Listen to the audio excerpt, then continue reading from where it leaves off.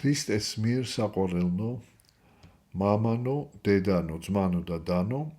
თემა დღევანდელი ჩვენი საუბრისა გახლავთ ქრისტიანული მოშურნეობა. ამ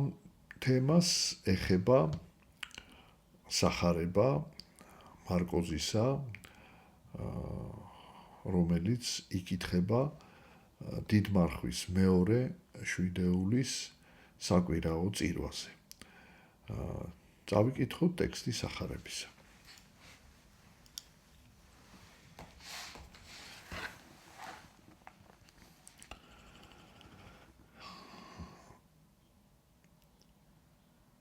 მას ჟამსა შინა შევიდა იესო კვალად კაპერნაუმთ, შემდგომად მცირეთა დღეთა. და ესმა რამე თუ სახლსა შინა არს, და მეხსეულად შეკრბა მუნ სიმრავლე ერისა,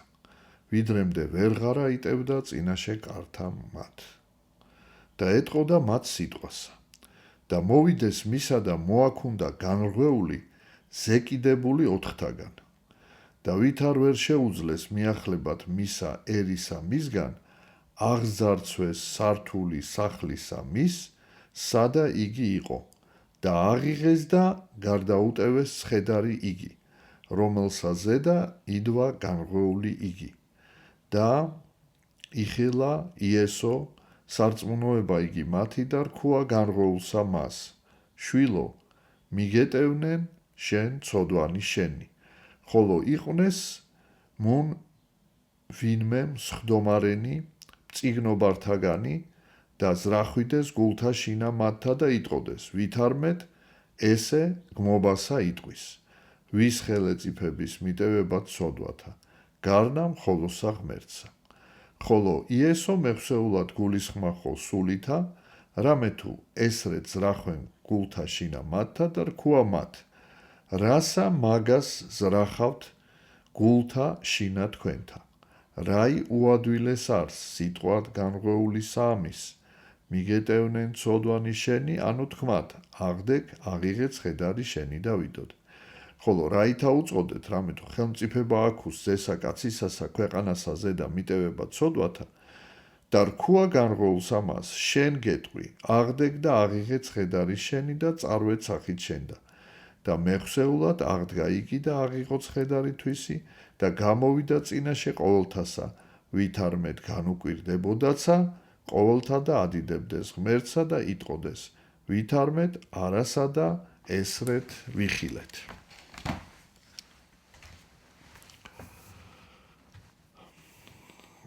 დიდი მარხვის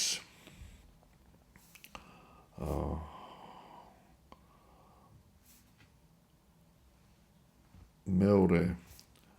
შვიდეული სრულდება და ეკლესია გვაძლევს სწავლებას იმის შესახებ თუ როგორი უნდა იყოს მოშურნეობა, ანუ როგორი უნდა იყოს გულმოდგინება, რა გულმოდგინებით უნდა იყოს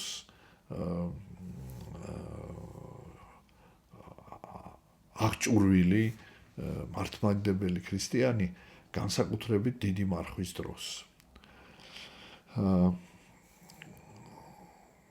ეს თემა, მოშურნეობის თემა, წინა კვირის სახარებაშიც შეიძლება ითქვას ნაწილობრივ იყო ასახული. წინა კვირის სახარება უპირველეს ყოვლისა გვაძლევდა სწავლებას იმის შესახებ, რომ სანამ ადამიანი შეუდგება უფალს, მან უნდა კარგად გამოიკვლიოს თუ რა არის ის ჭეშმარიტება, რომელსაც უფალი მას სწავლებაში აძლევს. და აი იქ არის მაგალითი ნათანაილისა, რომელიც შემდგომში გახდა 12 მოციქულთაგანი, და აი ეს მაგალითი გვასწავლის იმას, რომ სანამ შეუდგები ღვთის ნების აღსრულებას, ჯერ კარგად უნდა გამოიძიო, გამოიკლიო, ესა თუ ის ჭეშმარიტება ნამდვილად სწორად გესმის თუ არა, ნამდვილად სათნოა თუ არა, ესა თუ ის ჭეშმარიტება ნამდვილად შენ სწორად გაიგე თუ არა. და რამდენად ის რასაც შენ ღებულობ როგორც ღვთისწავლებას, ვისგანაც ღებულობ, რამდენად სწორად არის მოწოდებული. აი ამიტომ აქ არის ეს პირველი სანამ ადამიანი შეუდგება აი ამ აღსრულებას, ღვთისნების აღსრულებას, აი პირველი სწორედ კვირის სახარება ამას გვეუბნება, რომ ადამიანი უნდა იყოს აუჩქარებელი, უნდა იყოს დინჯი და ძალიან დაკვირვებული უნდა იყოს, უნდა კარგად გამოიკვლიოს, გამოიძიოს და არ უნდა შეუშალოს ხელი არც იმან, რომ აი თქვათ ინფორმაცია ძალიან ესე თქვათ სასურველია, ძალიან დიდი სიხარულის მომნიჭებელია თავისთავად ესა თუ ის საღვთო ესეთი ჭეშმარიტება და ამიტომ აი ეს რომელსაც მიუყავართ უფლისკენ და აი ეს უნდა კარგად გამოიკვლიოს და მეორე მხრივ შინაგანათაც ესე იგი არ უნდა აყვეს არც საერთოდ ემოციებს არც ზოგადად რომელიც შეიძლება გაჩნდეს ამა თუ იმ ქრისტიანულ სათნოებასთან დაკავშირებით, ქრისტიანულ ჭეშმარიტებასთან დაკავშირებით და ასევე იქ არის მაგალითი იმისა, რომ აი ეს სიდინჯე უნდა გამოიჩინოს ასევე საკუთარი შინაგანი სამყაროს მიმართ, არ უნდა იენდოს საკუთარ აზრებს, საკუთარ განცდებს და რაღაც ემოციურად არ უნდა შეაფასოს, ანუ ხიბლის მდგომარეობაში არ უნდა აღმოჩნდეს, თვითკმაყოფილების მდგომარეობაში არ უნდა აღმოჩნდეს და აი ეს ორი სათნოება არის რაც წინა სახარებაში ჩვენ ამ სათნოებას ძირითადად აი ამ სიდინჯეს, აუჩქარებლობას ემოციების მიმართ ესე ვთქვათ არასწრაფად მიღებას, აი ეს ვთქვათ სასურველი ემოციის არასწრაფად მიღებას თავის მიმართ ესე ვთქვათ არასწრაფ მინდობას საკუთარ თავზე, საკუთარ განცდებზე და აი ამის შემდეგ, როდესაც შენ უკვე დააკვირდები, გამოიკვლევ და უკვე შენ გზნობ, რომ ეს საკითხი სანდოა, ეს ჭეშმარიტება ღვთისათვის სათნოა, ეს აზრი, ესა თუ ის აზრი, ესა თუ ის მოვლენა ნამდვილად შეეფერება ღვთისნებას, აი მაშინ უკვე შენ ყოველგვარი საკუთარი ასეთი სულიერი ძალების შეზღუდვის გარეშე დიდი სიხარულით, დიდი ესე ვთქვათ აღთოვანებით უნდა ესე ვთქვათ ისწრაფოდე უკვე ღვთისაგან, უკვე უნდა მიენდო და მთლიანად ესე იგი მიჰყვე უფალს და ესე ვთქვათ მთელი არსებით ისწრაფოდე მისკენ. აი ეს პირველი კვირის სახარებაში სწორედ ეს არის, რომ ჯერ იყო ძალიან დიდი თავშეკავება, სიფრთხილე, აუჩქარებლობა და როდესაც მას ჰქონდა უკვე საფუძველი, რაც მაცხოვრის სიტყვებიდან მისთვის გახდა ძალიან სარწმუნო, რომ მაცხოვარმა ისეთი რამ უთხრა, რაც მისთვის იყო ძალიან დამაჯერებელი იყო, აი უკვე მაშინ იგი მთელი არსებით შეიძლება ითქვას აი ესე გულმხურვალედ, გზნებარეთ აღიარებს უფალს, აღიარებს რომ იგი ჭეშმარიტია, აღიარებს ჭეშმარიტებას და შეუდგება ჭეშმარიტებას უკვე მთელი არსებით. აი ეს მთელი არსებით ჭეშმარიტებისაკენ სწრაფვა, ეს არის მოშურნეობა. მოშურნეობა და აი უკვე მეორე კვირა ჩვენ გვეუბნება იმის შესახებ თუ რა არის ქრისტიანული მოშურნეობა, როგორ უნდა გამოვხატოთ ეს ქრისტიანული მოშურნეობა და აი ჩვენ წავიკითხეთ სწორედ სახარება, სადაც მოთხრობილია იმის შესახებ, რომ როგორც ხდებოდა ყოველთვის, სადაც მაცხოვარი იყო, იქ მის გარშემო უამრავი ადამიანი იკრიბებოდა მისი სიტყვის მოსასმენად, სნეულთა კურნებისათვის და აი ყველა ეძიებდა აი ამ სულიერი თუ ხორციელი ნუგეშინის ცემას მიღებას ამ ნუგეშინის ცემის მიღებას ყველა ეძიებდა და აი არის მაგალითი სწორედ იმისა რომ 4 ადამიანმა საკაცით მოიყვანეს განარღვეული ეს სიტყვა განარღვეული ძველი ქართული სიტყვა ნიშნავს პარალიზებულ ავადმყოფს რომელსაც სიარული არ შეუძლია რომელიც ესე ვთქვათ ესეთ ძიმე მდგომარეობაშია და ნუ მოიყვანეს და აი ხედავენ რომ ძნელია მისი შეყვანა მაგრამ იმდენად დიდია რწმენა ღმერთისადმი რომ იგი ყოვლის შემძლეა იმდენად დიდია სიყვარული იმ ადამიანისადმი ვინც მოიყვანა ამ 4 კაცმა და ჩანს თვითონ ამ პიროვნების სურვილი ისეთი ძლიერია და მისი მეგობრების სურვილი ისეთი ძლიერია რომ ისინი მიმართავენ საოცარ ხერხს ესე იგი ეზოდან ვერ შევიდნენ ბევრი ხალხი იყო ავიდნენ სახლის სახურავზე და ჭერი ახადეს და ჩაუშვეს ეს ასე ვთქვათ საკაცით ჩაუშვეს ეს განრღვეული ძიმე ავადმყოფი ეს ერთის მხრივ თითქოს კადნიერებაც არის შეჭრა არის ესე იგი მაცხოვართან მაგრამ იმდენად დიდი იყო ერთის მხრივ რწმენა ღვთისადმი და მეორეს ეს დიდი სურვილი რომ სიკეთე გაეკეთებინა დახმარებოდნენ ამ ადამიანს აი ეს რწმენა და სიყვარული ერთად აი ეს ესე იგი დიდი რწმენა ფადებს დიდ სიყვარულს როდესაც დიდია რწმენა ადამიანი ღვთისგან ღებულობს დიდ ძალას რომ მიაღწიოს მიზანს ესე იგი რომელიც მას სულიერად თუ ფიზიკურად განაახლებს, განკურნავს, ღმერთს დაახლოვებს და აი ეს დიდმა რწმენამ დიდი სიყვარული განაპირობა და მათ ეს აღასრულეს და აი პირველი რეაქცია მაცხოვრისა არის რომ ის კი არ უთხრა რომ ესე იგი არათუ საყვედური არ უთხრა და საერთოდ არც გაკვირვებია ეს გაუხარდა მაცხოვარ და წერია რომ იხილა მათი სარწმუნოება ანუ ისედაც ფიზიკური ასეთი მათი ქმედების გარეშეც მაცხოვარმა იცოდა მათი სულიერი სამყარო მაგრამ აი კიდევ ერთხელ როდესაც ეს მან მის თვალწინეს და ყველას თვალწინეს ხდება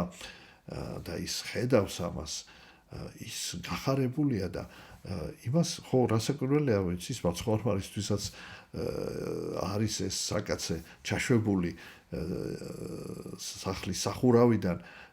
რომ განიკურნოს ეს კაცი მაგრამ უცით ნახეთ რას ამბობს მაცხოვარი შვილო მიგეტევნენ შეცოდვანი შენი ესე იგი მაცხოვარი მთავარს ანიჭებს რა არის ეს მთავარი ეს არის რომ ყველა ავადმყოფობა სულიერი თუ ფიზიკური ჩვენი ცოდვების შედეგია და თუ ცოდვები მიეტევება ადამიანს მისი სულიერი ჯანმრთელობას და ფიზიკური ჯანმრთელობას განახლდება და რაც თავარია იგი ხედავს რომ აი ამ ადამიანებში და ამ განრღვეულში სწორედაც რომ პირველ რიგში არის განცდა ითვისთა ცოდვათა დიახ როდესაც ადამიანში არის განცდა ითვისთა ცოდვათა ის იმდენად ზოგჯერ ფიზიკურ ტკივილზე უფრო დიდი ტკივილი სულიერი ტკივილია და ერთადერთი მკურნალი ფიზიკურს კიდე შეიძლება გამოუჩნდეს მიწიერი მკურნალი მაგრამ სულს ცოდვებისაგან განთავისუფლება მხოლოდ ღმერთს შეუძლია და ეს არის აღიარება იესო ქრისტესია მათგან ესეთი დიდი სარწმუნოება ასეთი დიდი სასოება და სიყვარული და აი რასაკვირველია ისინი დაჯილდოვდებიან ეს პირველ რიგში განღვეული და მისი მეგობრებიც, რომელთა შრომა ასე დაფასდა. აი ამის პარალელურად ჩვენ ხედავთ, რომ აი ასე დიდ სასწაულს ესწრებიან ადამიანები და ვერ გულისხმობენ, რომ ეს ჭეშმარიტად ღმერთია და ამბობენ, რომ ეს ღმერთის უფლება მიითვისა მაცხოვარმა, ანუ გმო ღმერთი, ღმერთი დაგმო, დიახ, რომ თუ შენ ღმერთის უფლებას ასე ვთქვათ, შენ მიითვისებ, თვითმარქვია თუ ხარ, რასაკვირველია ღმერთის გმობა, მაგრამ მაცხოვარი მაშინვე აჩვენებს ორ დიდ სასწაულს. ჯერ ერთი ეს მათ გაიფიქრეს, არ უთქვამთ და ისე უბნება, რომ აი თქვენ რატომ ფიქრობთ ასე, რომ მე არ მაქვს უფლება, რომ მიუტევო ცოდვები. და იმისთვის, რომ დარწმუნდეთ, რომ მე ამის უფლება მაქვს, ანუ რომ მე ღვთაებრივი ხელმწიფება მაქვს, აი მე თქვენ ეხლა დაგანახებთ ამას და ისე უბნება, რომ აი შვილო აღდეგ და აღიღე საკაცე შენი და წადი შენ სახლში. ანუ ესე იგი პირდაპირ აი უდიდესი სასწაული, რომელიც ღვთის გარეშე არავის არ შეუძლია გააკეთოს, მიუხედავად ამისა, აი ეს ფარისევლები რჩებიან ისე უგრძნობელნი. და ის სწორედ იმიტომ, რომ მათში არ არის განცდა ითვისთა ცოდვათა, მათში არ არის ესეთი სულიერი, არ არის სიმდაბლე, არ არის განცდა, რომ ისინი საჭიროებენ ღვთის შეწევნას, რომ მათი სულიერი სამყარო, თუნდაც მათი განათლება, მიუხედავად იმისა, რომ შეიძლება ისინი ჯულის მეცნიერებად ითვლებიან, მაინც არ არის სრულყოფილი და რომ ეს პროცესი, სრულყოფის პროცესი დაუსრულებელია და რომ უნდა მათ კონდეთ ეს უკმაყოფილების განცდა, სინანულის განცდა, მაგრამ მათ არ აქვთ ეს, მათ აქვთ თვითკმაყოფილება, ამბარტაუნება და რასაკვირველია განკითხვა და ყველაფერი, რაც მათ შეხედულებებს ეწინააღმდეგება და მათ შეხედულებები კი შეზღუდულია სწორედ ამ ამბარტაუნების გამო, სადაც ღმერთი არ, სადაც გული დახურულია, თვითკმაყოფილება, იქ ჭეშმარიტება ვერ დაივანებს და ისინი რასაკვირველია რჩებიან აი ამ უგულისხმოებაში. მაგრამ თავარი მაინც თემა სახარებისა, ჩვენს მიერ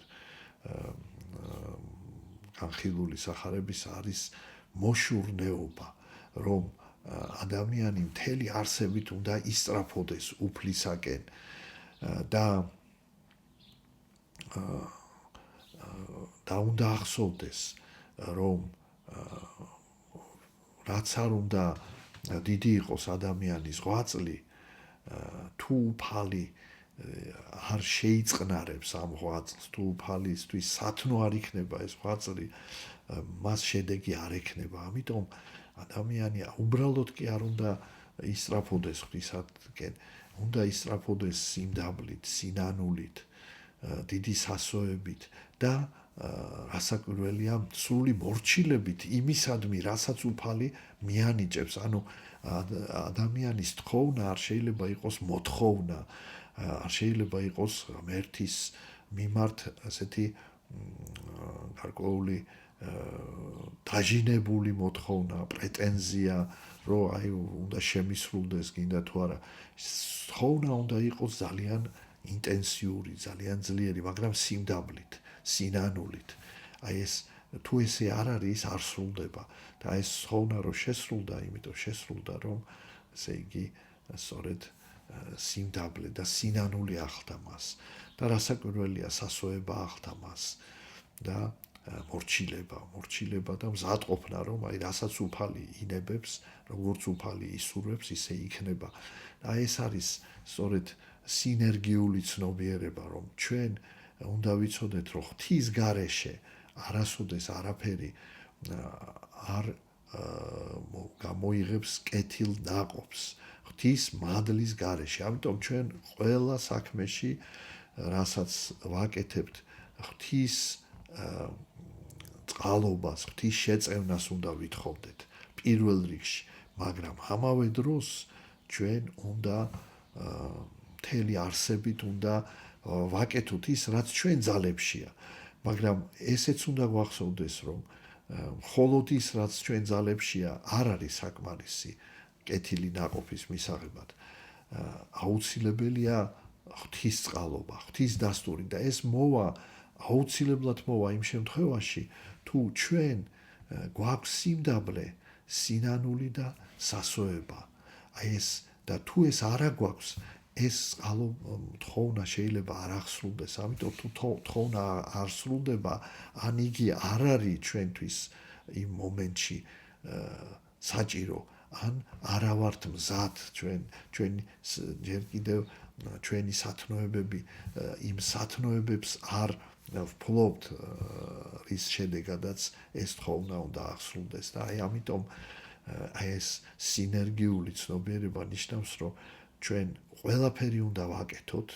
მთელი არსებით უნდა ვაკეთოთ, უკანასკნელი უნდა შევწიროთ, მაგრამ ჩვენ არ უნდა გქონდეს პრეტენზია, რომ აი ჩვენ ეს გავაკეთეთ და ეხლა აუცილებლად ეს უნდა შესრულდეს. თუ არ სრულდება რაღაც სათნოება ჩვენი, ან სიმდაბლე, ან სინანული, ჯერ კიდევ არ არის იმ ხარისხში, რა ხარისხშიც ის შესაძლებელია, რომ იყოს, ანუ ჩვენში არის რაღაც უნარი, რაღაც სათნოების გარკვეული ხარისხის აღსრულებისა და ეს უნარი არ არის ბოლომდე გამოყენებული. და რასაკვირველია, ადამიანი უნდა მთელი არსებით შრომობდეს, ისწრაფოდეს ღვთისაკენ ნაყოფის გამოსაღებად, მაგრამ უნდა იცოდეს, რომ მხოლოდ ღვთის დახმარებით, მხოლოდ ღვთის წყალობით და ღვთისათვის სათნო მოქმედების შემთხვევაში შეიძლება ეს ნაყოფი იყოს მიღებული. აი ეს არის სინერგიული ცნობიერება, რომელიც სამწუხაროდ ხანდახან ირღვევა ან ზედმეტად ესე იგი ჩვენ ვენდობით ღმერთს, მაგრამ მთელი არსებით არ მუშაკობთ. ან პირიქით მუშაკობთ, მაგრამ აი ღვთის მოიმედე, აი ღმერთზე, ღმერთის თუ შეიძლება ითქვას წყალობის მიღებისათვის ნაკლებად ვშრომობთ. აი ეს არის